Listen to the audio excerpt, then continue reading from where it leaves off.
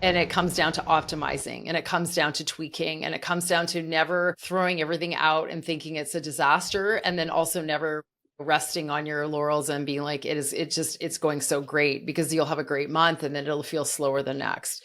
So the idea is that if you're really passionate about what you do and you're passionate about learning to run it like a business person, you will be great down the road. It's just about that long-term kind of passion and commitment to it, regardless of whether it's going really well or if it's struggling. So I think that's really the truth of the matter. You're just going to be, completely committed to this, and throwing one program out to start another does not mean the next one's going to be any different.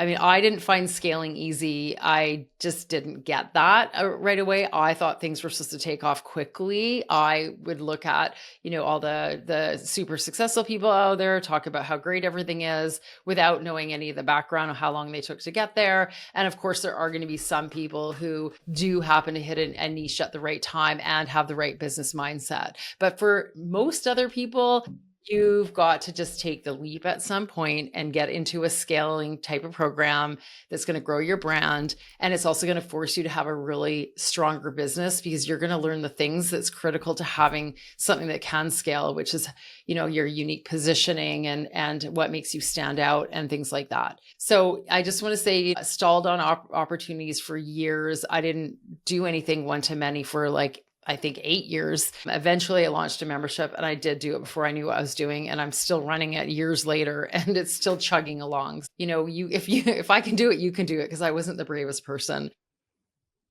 But the really important thing, actually, I'll just go over the ROI of memberships, which you probably know, but I'm going to point out a few that, some of you might not know. There is that predictable recurring revenue, and especially when it gets to a certain point, you've got freedom and flexibility, and people don't realize how big that is.